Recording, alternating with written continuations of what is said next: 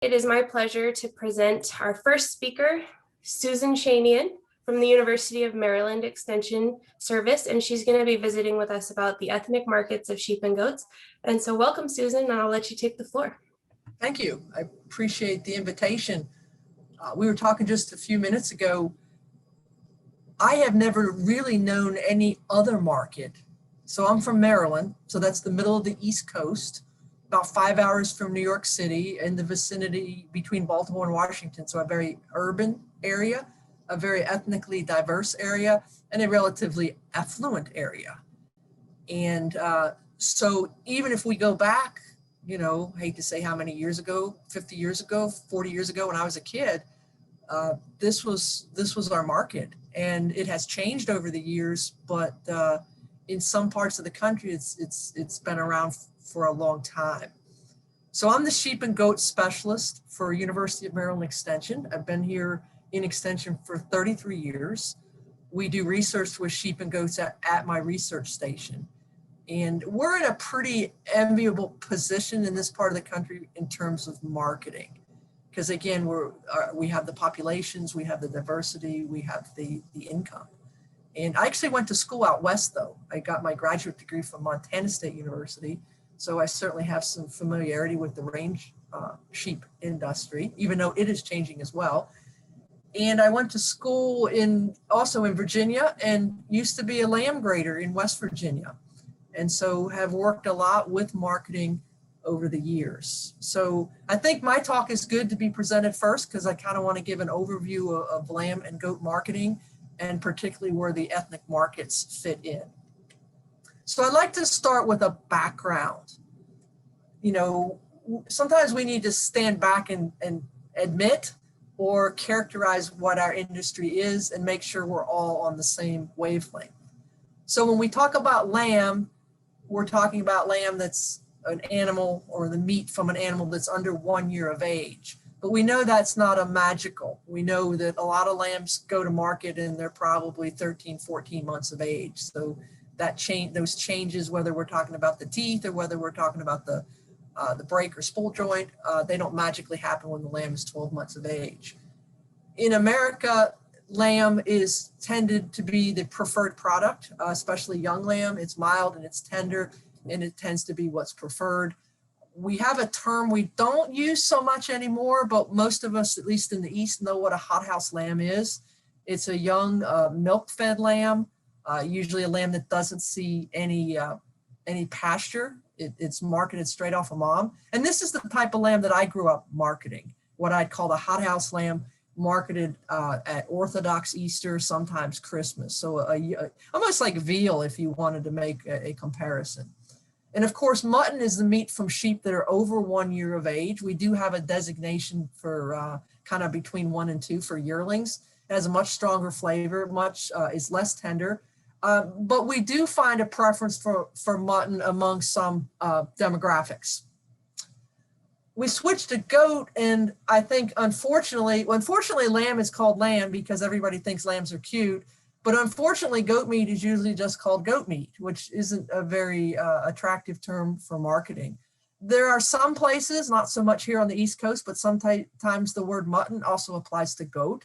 And we do have some terms for goat meat, and we don't use them that much, and it's probably unfortunate. Chavan is the official word for goat meat. It's a French word. And a young goat is often called cabrito, which is the Spanish word. And we see much less differentiation in goats when we talk about age. We've got that huge chasm with lamb and mutton, but I think it's a much grayer area when we start talking about goats. It's not that people don't have different preferences, but there's a lot less differentiation between a kid goat and a one over a year of age. So we know that our industries are small. I think the last census has us about at 5.2 million sheep and about 2.7 million goats. The chart there in the middle shows you the number of head that were slaughtered last year under federal inspection. And you can see that we're just a tiny fraction of the number of when we compare ourselves to cattle or pork. And then of course the carcasses are much smaller than they are for cattle and even calves. And so that percentage of how much meat contribute, how much lamb and goat contribute to the meat consumption or even the agricultural economy is quite low. The per capita consumption is very low. But again, it's higher among certain demographics, and that's kind of what we're talking about today. Imports fill the gap, and they fill the gap not just in the commodity market, but also in the ethnic markets as well. Another thing that's pretty characteristic of our industry is infrastructure. In terms of the sheep infrastructure for marketing, a lot of it is lost infrastructure. And for goats, a lot of it is infrastructure that never really existed. And when I talk about infrastructure, I'm talking about everything from slaughterhouses to sale barns, to grading standards, to everything that is involved with the marketing of sheep and goats. So let's delve a little bit deeper into the consumption of sheep and goat meat in the US. This table tells us approximately what the consumption is. And you can see for sheep meat, and this would mostly be lamb in the US, it hovers somewhere around a pound per head. I'm talking about people, I should be saying per person.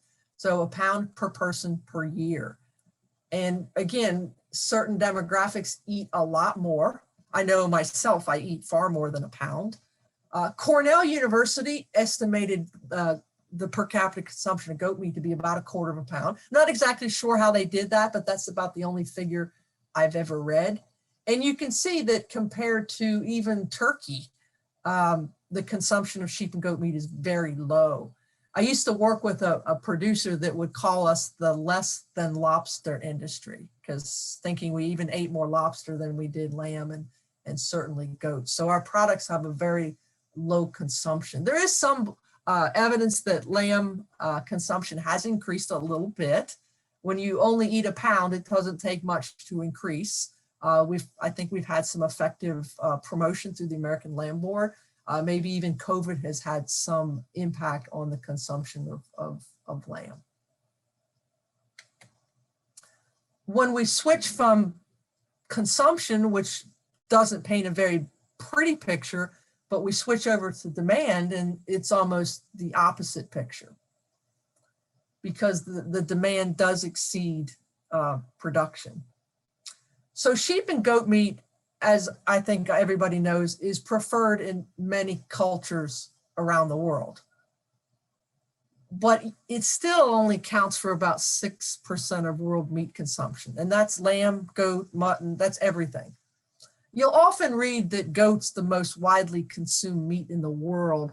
Well, unless you're really trying to wordsmith things like saying, well, more people eat goat meat once every 2 years, it couldn't be further from the truth, because again, it's only 6% of meat consumption, and that includes lamb and mutton, and there simply aren't enough goats in the world for it to be the most consumed meat in the world. But again, when we look at the demographics, we know that some people eat a much higher consumption of lamb and goat than, say, the average American.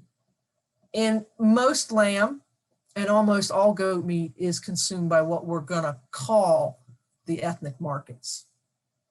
And ethnic markets tend to be concentrated in metropolitan areas. I think that probably the highest consumption of sheep and goat meat in the US would probably be in New York City, which is a very, very diverse city with a lot of people coming from other countries. But in reality, you can find an ethnic population anywhere in the US. In the middle of rural Idaho, there are probably some ethnic populations. And we all know that population demographics are changing. Immigration patterns are changing, or they're continuing in certain directions. And when we look at that, all of it really favors an increase in the demand for sheep and goat meat, because most of the people that now immigrate to the United States are often have a cultural or religious preference or need for sheep and goat meat. So demographics and immigration, paints a pretty good picture for increased demand for sheep and goat meat. But because our industries are small, or industry, I like to think of sheep and goat as one industry. I know there are differences, but I prefer to think of them as one. Production is very similar and the market is very similar. But we are producing specialty products. They're niche meats, and that's not necessarily a bad thing.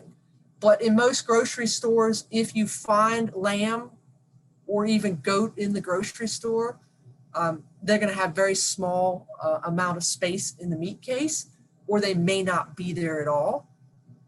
Lamb may be non-existent throughout most of the year, but they may feature it at Easter. I have seen goat meat in what I would call mainstream grocery stores, particularly where I used to live. But I would say on average, at least in this part of the country, it's mostly in what we would call an ethnic type grocery store or food store. I know this is going to vary tremendously because I'm sure there's certain parts of the country where goat is going to be regularly in the meat case. It's just going to it's going to depend where you are and what the population demographics are. On average, sheep and goat meat tend to be more expensive than other meats. The animals are more costly to produce. The price per pound live animal is usually higher. The dressing percentages are lower. All of that points to a higher cost meat. At the same time, the demand for sheep and goat meat tends to be more inelastic. And that means that even though prices go up, it doesn't have as big they don't necessarily substitute out a different meat or protein if the price goes up. Obviously, prices can go too high where they might buy something different, but compared to beef and pork and chicken, they're less likely to people are less likely to substitute out sheep or goat meat than they are with the other more commonly eaten meats or proteins. You can't talk about marketing and not talk about imports, because imports are a very large part of the sheep and goat industry. Though it varies from year to year, imports comprise more than half of the domestic consumption of both sheep and goat meat. So even though we only eat a pound of lamb and maybe we eat a quarter pound of goat, the United States does not produce even half that amount. You know, we have a large population, we have very small industries, so we don't produce enough to meet that market. So you can people look at imports, they look at them as competition, they look at them as a negative, but you can spin that and say, well, without imports, you know, people would be eating a lot less lamb and goat. Most of our imported product comes now from Australia. The lamb or mutton imports come from about 75% Australian and about 25% New Zealand. I think in years in the past, I think New Zealand was a bigger contributor, but Australia is the main supplier. There's certainly some other countries that supply some meat, much smaller percentages. The British are very anxious to get into our market, especially with Brexit. So perhaps in the future, there may be some competition. On the goat side, again, most of the imported goat meat comes from Australia. It mostly comes from feral goats. So they don't have a very large goat industry in Australia, certainly relative to lamb or sheep and cattle, but they have a large enough feral goat population. And about all they have to do is catch those or collect those goats and process them. And this is actually a picture of some meat that came into, I think it was, now I can't think of it, the plant in Michigan, Wolverine plant, and it had a very long shelf life, which I thought was interesting.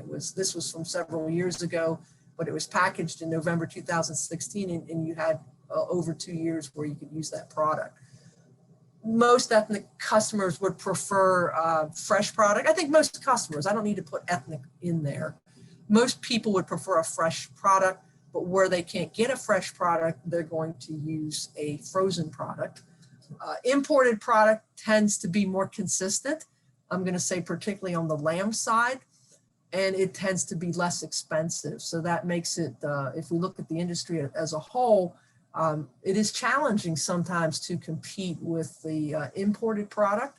I'm going to say on the lamb side, particularly from New Zealand, they put a very good quality, consistent grass-fed product into our marketplace. So sometimes it can be challenging. Again, on the ethnic side, the desire for a fresh product gives American producers a definite advantage when targeting the ethnic markets. If we look at the sheep industry, in a lot of ways, it's comprised of two very distinct markets. What I would call the traditional market, which I would squarely place most of Idaho into. It's the larger commercial market. Most of our sheep produced in the Intermountain West, in the Midwest. Big lambs, between 120 and 140 pounds, sometimes bigger. A lot of these lambs fed in feedlots. They tend to be the heavier, later maturing wool breeds, larger commercial packers. We have better price reporting with this component of the sheep industry. A large percentage of this product goes into food service. Of course, a lot of it obviously goes into the supermarket as well. COVID had a big impact on this market when it hit last spring, because COVID coincided with Easter, which is obviously a traditional high demand period. There were also some processing issues with some of the big plants out there. So the traditional lamb market is big lambs, big plants. Just 3 or 4 plants kill a very high percentage of those lambs. So the rest of the market I'm going to term non-traditional. And this part of the market is actually growing. ASI has done commissioned some studies to specifically look at this non-traditional part of the sheep industry. I think they updated that study within the last year or two. So this is a smaller, it tends to be a smaller but growing market. It's close to half of the industry now. It's most of the eastern half of the United States, even a state like Texas, which is our biggest state. Vast majority of those lambs go into the ethnic market. They're slaughtered at lighter weights. If you look at the San Angelo market reports, more hair sheep go through San Angelo now than wool sheep. So it's a lot of our other breeds, a lot of our hair sheep lambs, maybe our smaller frame wool breeds. When I say non-traditional, I would put both the ethnic markets in there as well as the direct to consumer markets. So we've got a lot of producers out there that are selling their lambs directly to consumers. A lot more state inspected, a lot more custom exempt slaughter, and some on-farm slaughter. So we've got most of the traditional market, that's going to go through our federal or USDA inspected plants. The non-traditional is going to be a combination of all 4 levels of inspection for slaughter. And some of that slaughter is not going to be captured in USDA statistics. I think a lot of sheep and goat producers, or some sheep and goat producers, aren't always accounted for in our inventory. And I think some of our lambs and goats are not accounted for in our slaughter statistics. Generally speaking, these markets were more resilient to COVID disruptions. I think the biggest challenge for some was our direct marketers being able to get some of their animals slaughtered. I think COVID exposed some of the both strengths and weaknesses of our meat system. Most meat in the United States is processed by relatively few plants. And I think that COVID showed that, and that we have a need for greater diversity in places that we can get animals slaughtered. It also showed how that industry held up and met the demand during this very difficult time. It's much harder to characterize the goat market. It's still a relatively new industry. I mean, we've had goats in the United States, obviously, for a long period of time. But until the Boer goat arrived in, 30 years ago, I think it's 30, maybe not quite 30 years ago, a lot of the goats were a lot of brush goats and a lot of Angora goats. And when the Boer came in, we started really to develop what I would consider a viable meat goat industry. We've got a lot more small farms. We've got plenty of small farms on the sheep side, particularly in the eastern half of the US. Goat farms are even smaller. I think the average farm, according to USDA stats, probably only has 15 goats, probably 30 sheep. Price reporting is a lot less reliable. In this part of the country, they still don't weigh the goats at the markets. New Holland, Pennsylvania is probably as important a market as San Angelo, Texas, and those goats are still not weighed. So it's hard to have good price reporting if your product isn't being weighed.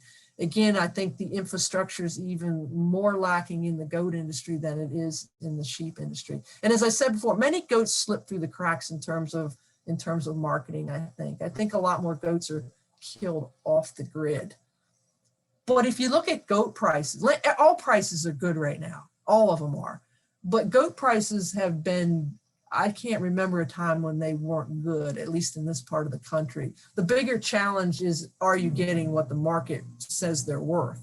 Because there obviously can be some differences, some infrastructure issues. The challenge is how we to meet that market, because it's clearly there. There's clearly a big demand for goat, and it's how can we meet that demand? And I would say the goat industry was even more resilient, the meat goat industry, to COVID than even the sheep industry in this part of the country.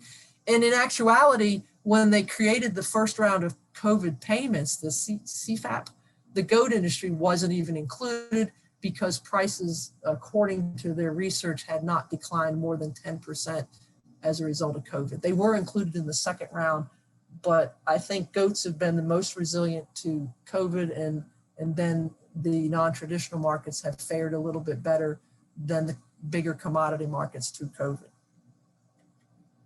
All right, all that kind of background to lead me to talking specifically about the ethnic market. What is the ethnic market? When we use the term ethnic market, it's not like it's one thing. An ethnic market, so kind of one market, it's a group of consumers who share a cultural or religious background. And that can be race, ethnicity, religion, language, national origin. And it generally refers to cultures other than the majority culture in a specific marketing area. And so, you can have all different types of quote ethnic markets all over the place. There is no single market. There's many different market segments, and each group, even within a market that sounds the same, can still have different preferences. So people or groups differ in the type of animal they want. How much do they want it to weigh? What sex does that lamb or kid need to be?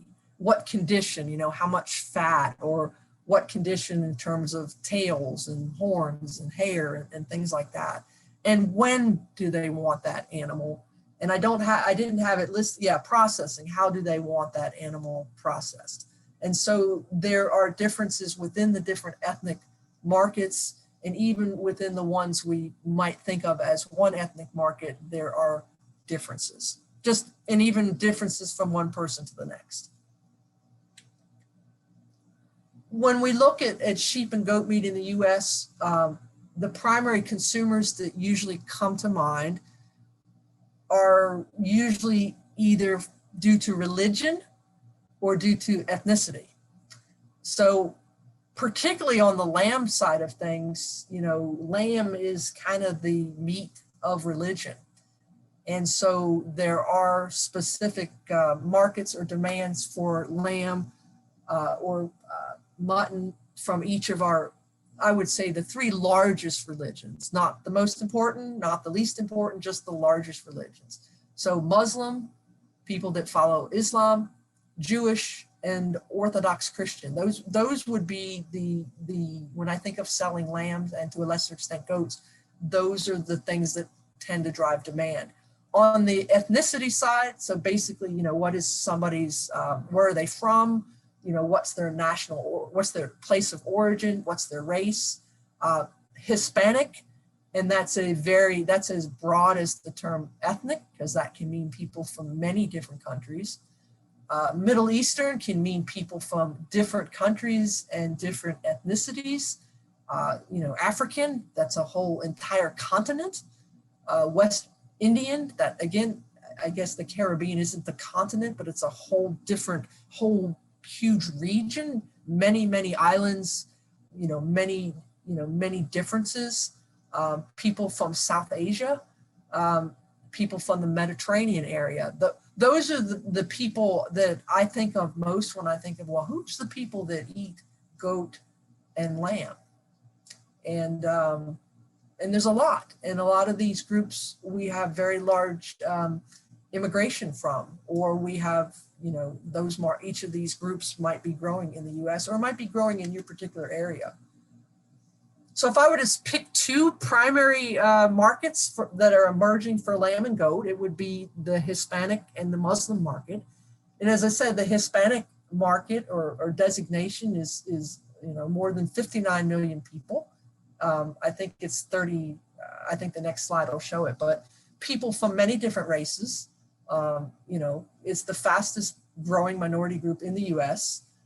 I don't know if Latin is the right word, but this population demographic is bigger than the baby boom generation. And we all know how big the baby boom generation is and how it is affecting marketing in this country and other financial things. So buying power alone has increased more than 200% in this decade. On average, and these are just averages, Hispanic families tend to be larger and younger than average across all the United States. They're more likely to cook at home. They spend more money at home.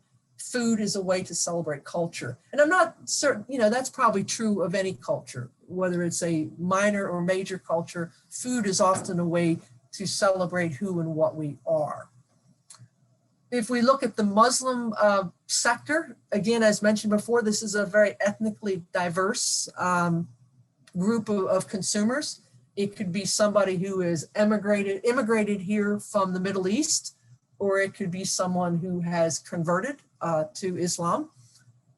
It's hard to get statistics on religion because they're not allowed to ask it in the census, but there could be as many as 8 million Muslims in America.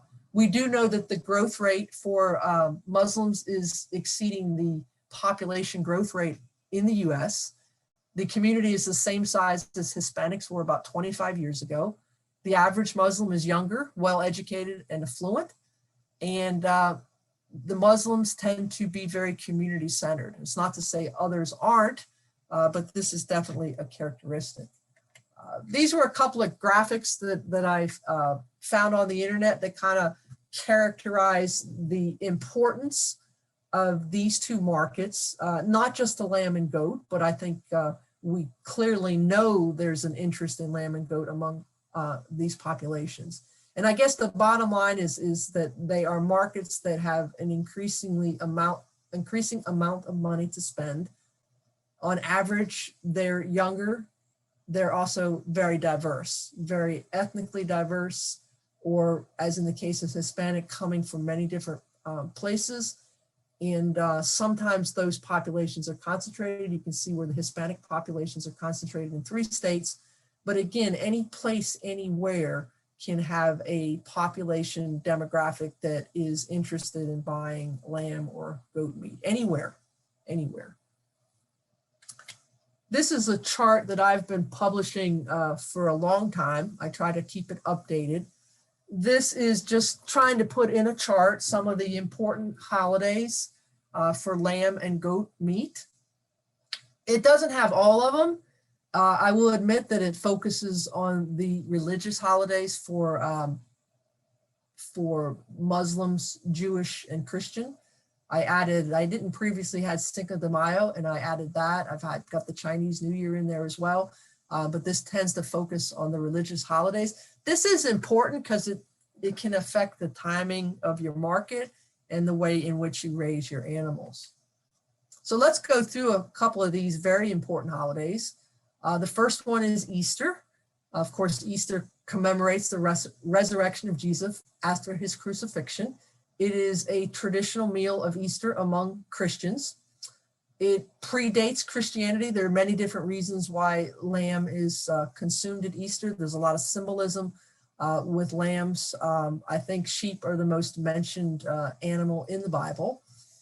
So again, it's it's probably the holiday or the time of the year most associated with eating lamb.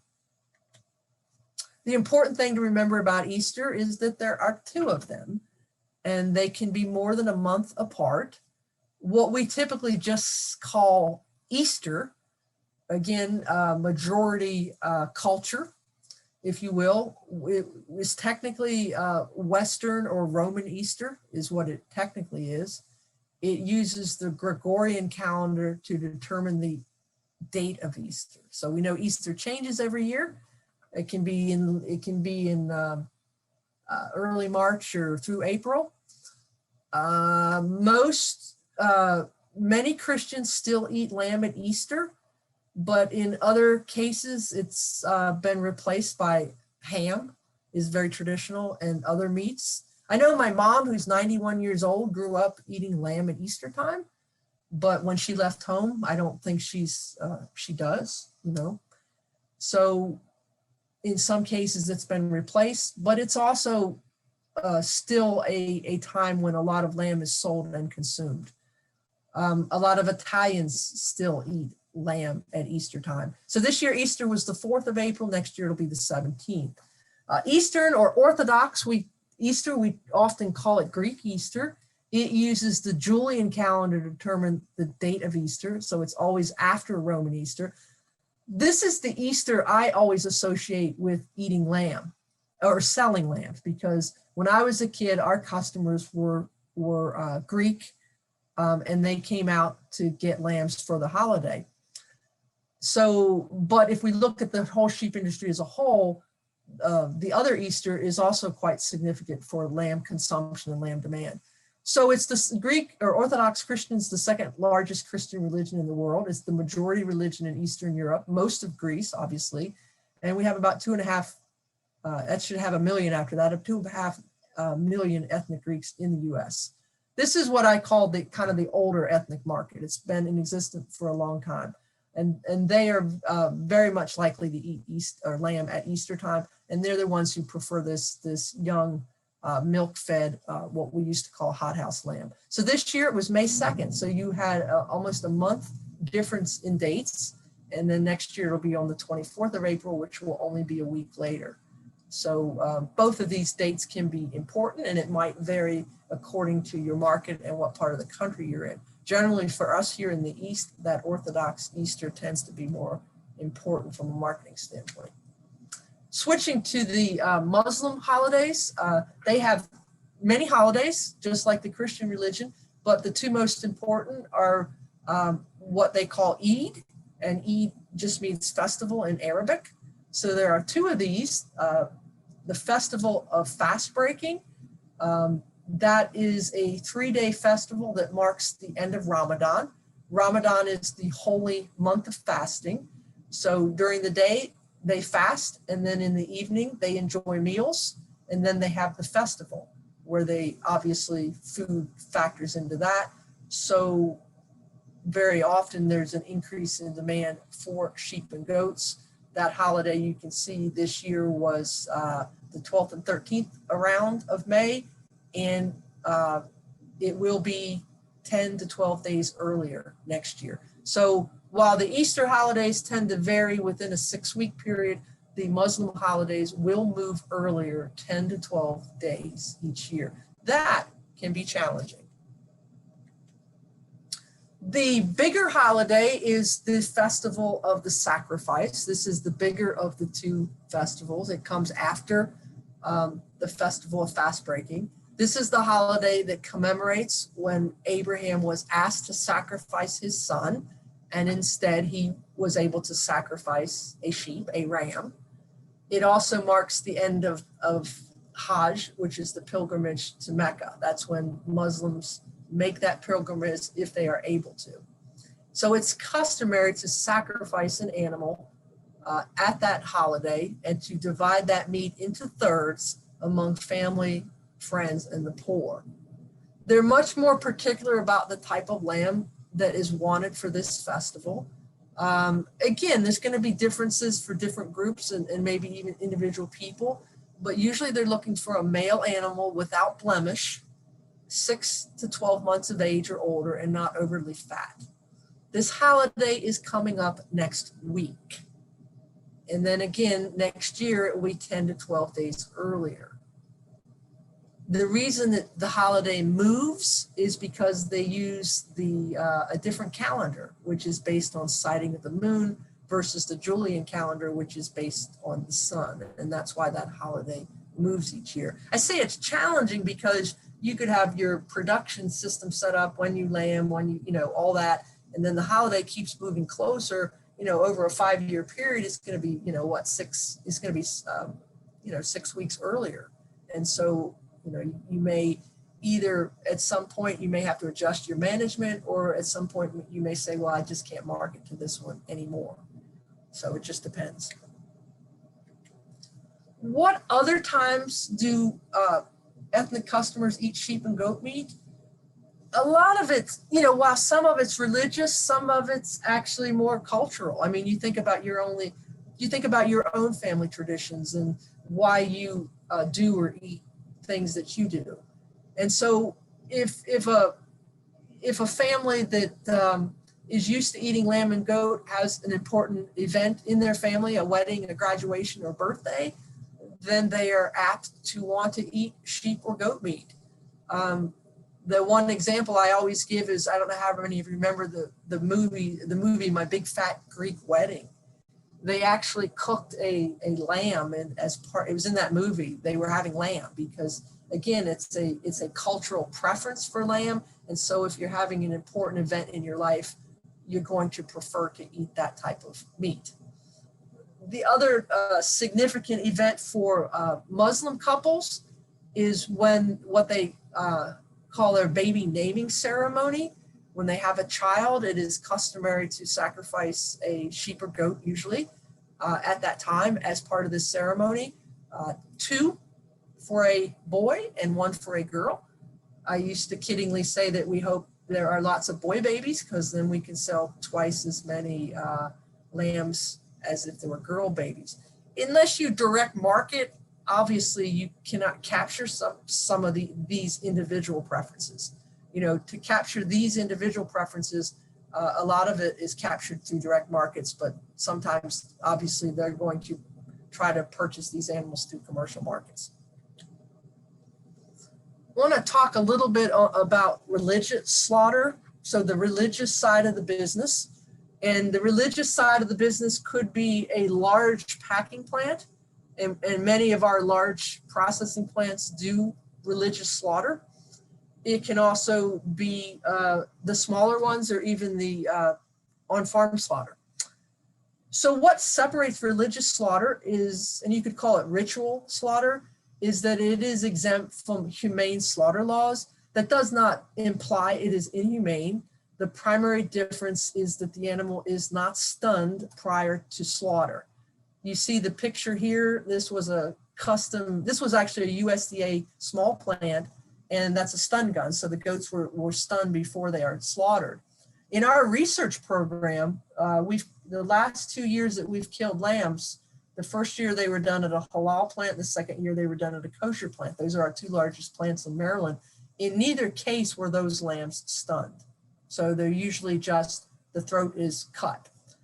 Usually in religious slaughter, not usually, but the slaughter must be done by a person of faith, and people interpret that different ways. If you go into a kosher plant, it's almost always going to be done by a rabbi, and in most plants that are halal, it's going to be done by a Muslim. My experience is that kosher slaughter seems to be a lot more particular about how things are done. Both of them are actually quite similar, and our kosher plant in Baltimore, they can sell what they kill can be sold for halal. Now, what's killed halal at our other plant, I don't think it would be acceptable for kosher, but there's a lot of similarities to the 2 methods. So like I said, a lot of big plants do halal slaughter or may do kosher. I know Wolverine in Michigan, it's not as big as some plants, but it's still a pretty decent size. And I was there one day and they were preparing lambs for kosher slaughter. So even our big plants are moving more towards religious slaughter. Again, standards can vary. Even the labeling process can vary, and I think sometimes, unfortunately, I think there's some deception in labeling. And again, halal just means, it means permissible in the Muslim religion, and so the food that they eat must be halal. And then of course, kosher is for Jewish. So that's the difference between the two. I mentioned earlier that some customers may want an unblemished animal. So what do we mean by that? And I think this is particularly true of that market for the festival of the sacrifice. This is when there's the most particular preference for what they want. I write the word perfect animal, but I don't necessarily mean perfect, but maybe perfect in the fact that it's unblemished. So it should be healthy, it should be intact and not castrated, not docked, not dehorned. And sometimes they're even particular about other imperfections, ear tags, whether it's been clipped or shorn, whether it's been crutched, broken horns. Those are real extreme cases, but generally speaking, probably for the festival of sacrifice, the most important from a lamb standpoint would be to be intact and not docked. And the most important and goats pretty much, same thing, to be not castrated. Those would be like, that's what I want. Sometimes I have to settle for something else, but that's really what I'm looking for. So we have a lot of producers that will try to meet those needs for this particular holiday. Connecting with the ethnic markets can be challenging in the Eastern US, particularly in where I live. You don't have to do anything to connect. If you take lambs or goats to the sale barn, they're going to the ethnic market. You take animals going to New Holland, if you look at their sale report, it says all of them go to non-traditional markets. But even though that exists, there are things you can do to be more successful. First, consider that more than 50% of our sheep and goats are sold through auction markets, no matter what state we're in. Another good alternative, and actually probably a better alternative if you can find it, is to sell to a middleman, whether that's an order buyer who's filling orders for a slaughterhouse, or maybe it's a live market. What I mean by a live market is a place that a consumer can go to, pick out a lamb, and usually it will be slaughtered for them. Or that middleman could be a processing plant. It's great if you can sell to a middleman, because maybe you can either eliminate or negotiate shrink. You don't have to pay yardage and commission and things like that. You still have to pay the checkoff regardless of how you sell lambs. There's no checkoff for goats. The most important thing when you're selling to a middleman is, how is weight going to be determined? And are you getting a fair price? You got to make sure you know what your animals are worth. Of course, the other alternative, and what you see more so among small producers and among people located close to ethnic populations, is to sell directly to the consumers. The customer can come and take the animal, or the producer can transport the animal to a licensed harvest facility. The important thing usually is that you sell a live animal and that you have the customer pay the processing if you're taking it to a slaughterhouse. You cannot sell the meat in any state unless it's been slaughtered in a state or USDA inspected facility and the meat is properly labeled. That's pretty universal in terms of regulations. And anyone doing otherwise is probably doing it under the radar, black market kind of thing. So what are some tips for selling to these auction markets? Because we have these auction markets all over the country. Some have more than others, and they're not all created equal either. Some are different volume, some are more terminal. Probably as a general recommendation, you should try to put your animals into the marketplace at least 1 week before the holiday. I think out east, where we're closer to the consumer, I have marketed them on the first day of the holiday, believe it or not, and gotten the highest price ever. But I think generally speaking, if those animals have to be transported, where there's more distance between the point of collection and the point of consumption, then you definitely want to get them into the marketplace at least a week before. You need to know what kind of animals are in demand and when. And then two, if the market wanted something that you really don't feel like you can profitably produce, then maybe that's not the market for you. I have found that not sometimes, but my lambs, I just have a small farm. I have about 35 ewes and 70 lambs. And my lambs, some cases are I'm not trying to brag, but they're too good for some markets because they have more finish on them than they want, or they're under 6 months of age, and that particular market segment wants one that's 6 months and older. So I find out that I might do better putting them into the commercial marketplace, like a sale barn. But know what kind of animal is wanted, and when it's wanted, and is that the most profitable thing for you to do. Richard Earhart from Michigan State University is going to give a really good talk about trying to kind of find that sweet spot. We all know that lambs and goats bring more per pound when they weigh less, but we know that, when an animal's bigger, you got more pounds to multiply. And everybody has to find that sweet spot where, at what age, weight, and, to sell those lambs. So you need to figure out what that is for you. It's not always obvious, because the highest price isn't always the best price. It's not always the highest. You want the highest net price, not necessarily the highest price. I remember years ago talking to a farmer down in Southwest Virginia. He would haul his lambs up to New Holland, Pennsylvania, which is the best market on the face in the United States for sheep and goats in terms of price. But by the time you calculated the shrink, the cost to transport them, the commission, he'd have been better off selling them off the farm. And he had a guy that wanted to buy them off the farm for, say, $10 less per hundredweight. He would have been better off. So make sure you hone in on that net price and not necessarily that highest price. Because every time you put those animals in the vehicle and take them to a market, they're going to lose weight. Every market has to charge fees. So make sure you find the net price. A lot of sale barns will do special sales in association with holidays. So consider putting animals in there. For some holidays, and I'm not saying everybody should do this, but for some holidays in some locations in some markets, consider not castrating. Very few lambs are castrated in my part of the country.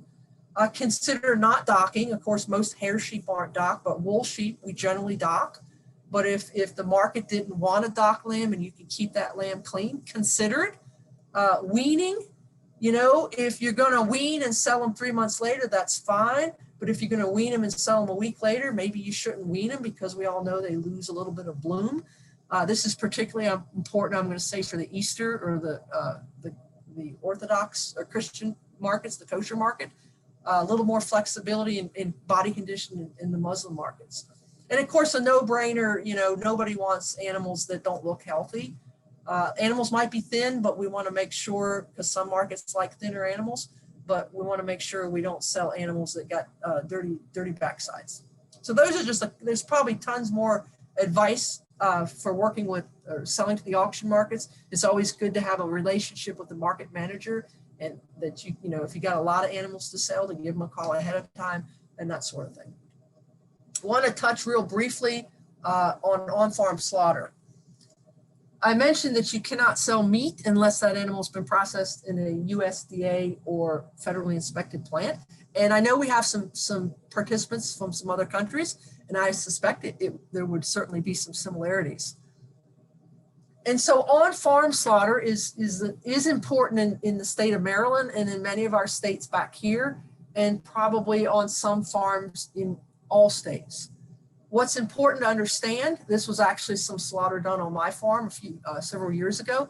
You cannot legally harvest an animal for a customer without meeting the regulations for at least custom exempt slaughter. So highest slaughter is USDA or federal. About half of our states have state inspected slaughter. Custom exempt is basically a lot of the folks that cut up deer meat. The facility is inspected, but the animal is not. That meat cannot be resold, so we can have animals processed for ourselves. We can also sell a live lamb and take it to the slaughterhouse, and the customer pays for processing and provides cutting instructions. We can use custom exempt for that. Some farms seek to be custom exempt so they can target they can do the ethnic market a little easier. Okay.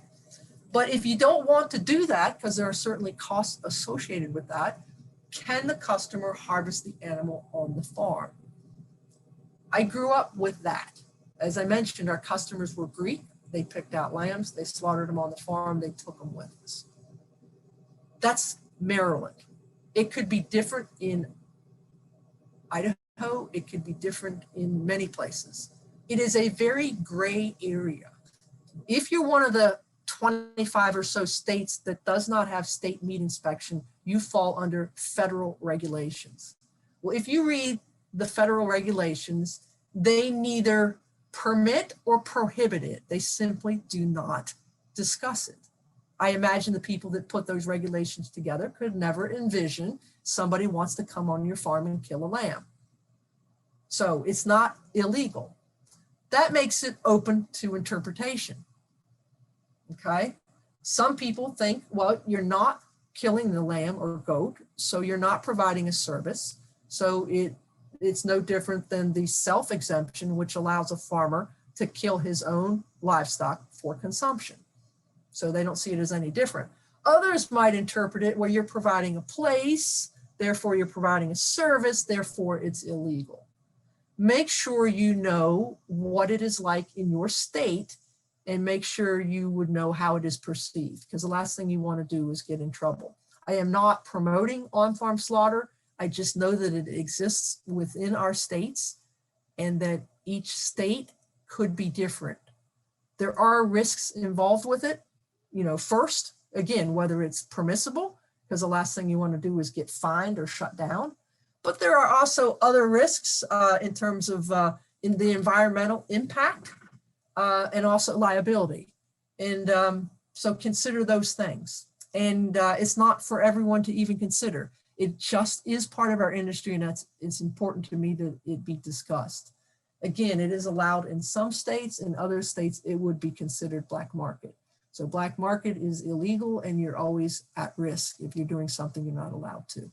My hopes is that with COVID exposing some of the weaknesses in our meat system, that maybe slaughter will be more accessible for these non-traditional markets. There were several bills that have been proposed that could help with some of that.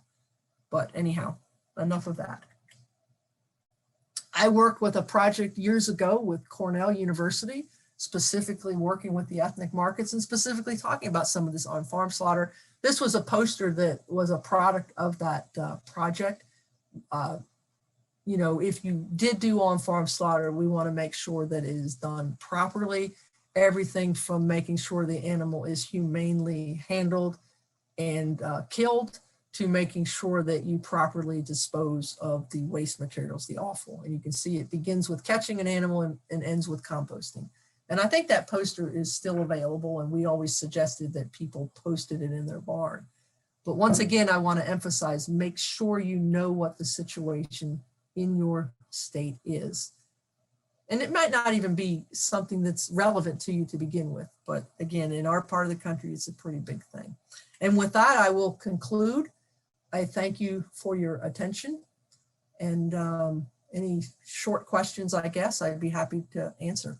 And you can always contact me if you're not able to answer or get a question answered today. Thank you. Thank you so much, Susan. You had a couple of questions. Primarily, it's just how do you see over the next couple, 2-3 years, how the non-traditional and traditional markets might be changing in your perception? I think that the non-traditional is going to keep getting bigger and the traditional is going to keep getting smaller. And one of the things I try to emphasize to producers in the East is that we're all part of the same industry. And when we lose infrastructure in the West, it may not seem like it, but it affects all of us. And I was really elated that when one plant closed its doors, 2 more were coming into play, because that's one of the challenges, infrastructure needs a certain size industry. And unfortunately, I think the non-traditional is going to continue to grow because on one side, we're going to continue to have producers who are going to try to direct market to consumers. I mean, I don't care where you're at. And we're, again, population demographics and immigration patterns favor an increasing demand for sheep and goat meat. So I'm excited about the non-traditional side. And I think increasingly producers that live in what I'm going to term traditional areas, which I'm going to call Idaho, are more and more, the non-traditional market to me is going to spread more and more. And I just hope that, I have concerns for the traditional market and how important it is for us to maintain infrastructure. And I hope that again, the two new plants, then I'm talking lambs, goats tend to be, are all non-traditional, most of it. So. Great. Well, thank you so much.